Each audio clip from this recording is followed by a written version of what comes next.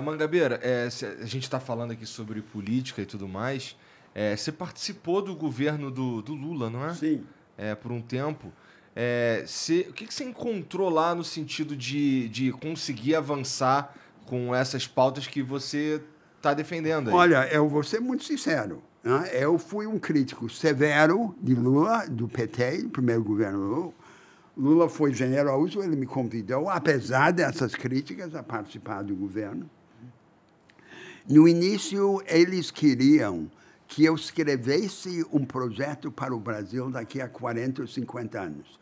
O Brasil do futuro, uma grande utopia nacional. Uhum. Eu me recusei a fazer isso, né? E eu passei a tratar, porque eu não acredito do longo prazo que não comece a curto prazo, né? O método dos profetas é sempre tocar a ferida, né? Tem que dar uma primeira prestação daquela alternativa que se defende.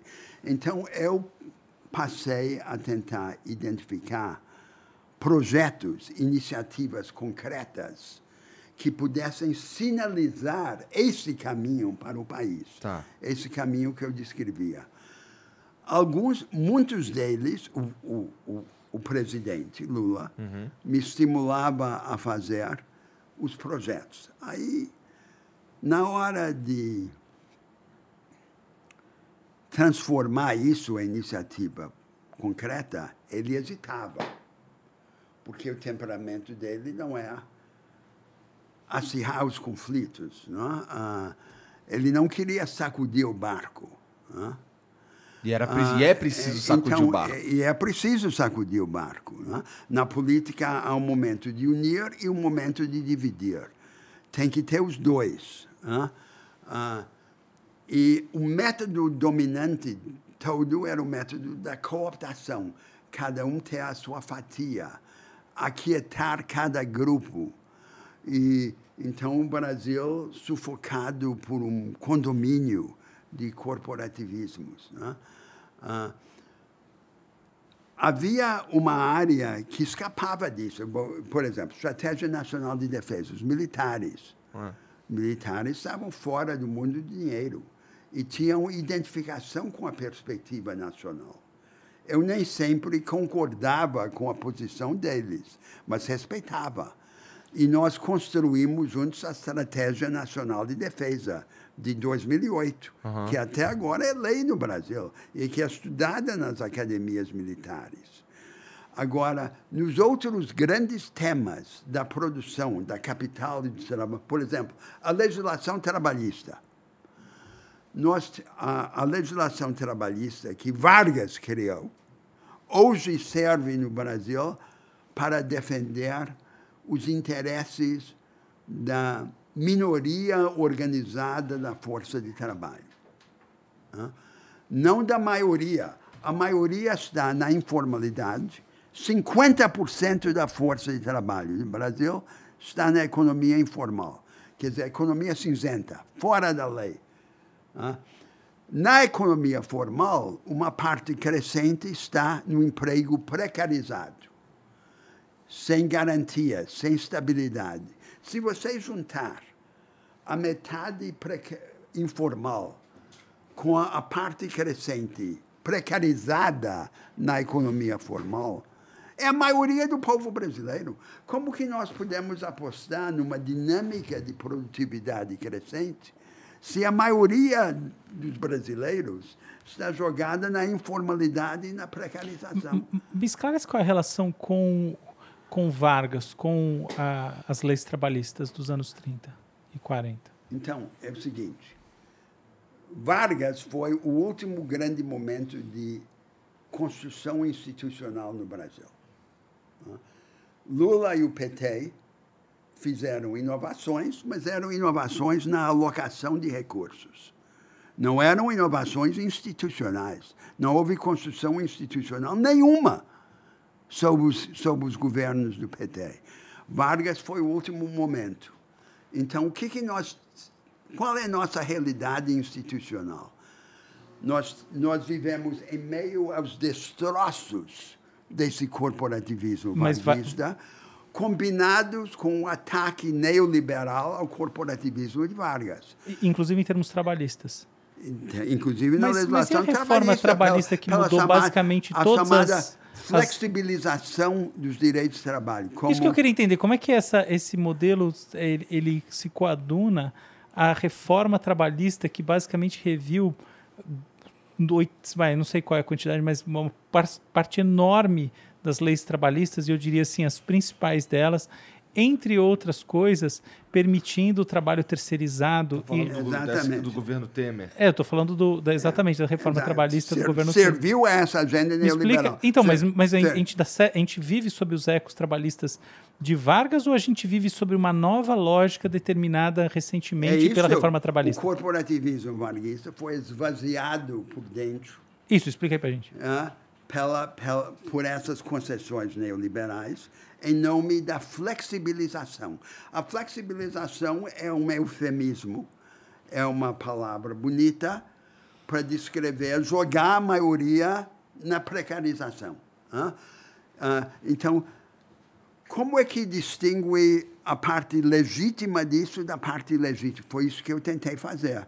Eu negociei com as centrais sindicais do governo Lula, tentando construir um novo corpo de regras de direito de trabalho que servisse aos interesses da maioria informal e precarizada, e não apenas aos interesses da minoria organizada. Quando isso veio a público, aí o presidente hesitou, não queria se meter nessa briga.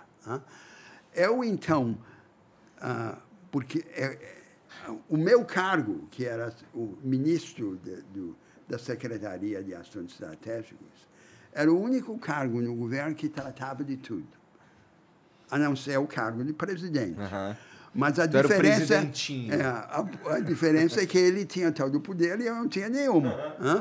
Então, eu então adotei a seguinte técnica. Eu adotei a técnica de deixar Brasília de lado e passei a trabalhar com os governadores para organizar as iniciativas do projeto nacional na sua forma regional, e sugerir aos governadores que se organizassem em consórcios. Começou na Amazônia e no Nordeste, depois do Centro-Oeste. E hoje pegaram esses consórcios, os governadores se organizam, a agenda substantiva deles ainda é pobre. Mas iniciou um princípio que eu considero precioso, que as regiões hoje no Brasil não esperam ser salvas por Brasília. Elas estão tentando se salvar por si mesmas, por meio da cooperação federativa, que é um grande instrumento da solução dos nossos problemas nacionais. Então, essa foi a minha pedagogia difícil lá, em que o presidente abriu as portas, me deu muita corda, muita oportunidade, mas na hora do conflito, do botar para quebrar, na hora do incêndio, ele hesitava. Eu até compreendo.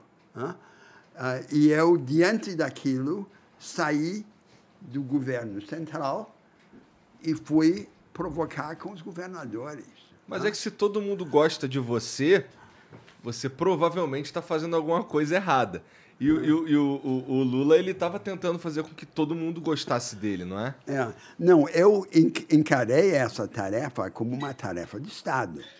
Eu me lembro que eu estava esperando na antessala do presidente uma vez, encontro com o Lula, e saiu o José Múcio, que era o ministro das Relações Institucionais, que tratava das relações do governo com o Congresso. E é muito espirituoso. E ele me disse: o Congresso está entusiasmado com o seu trabalho, ele me disse. Sobretudo a oposição.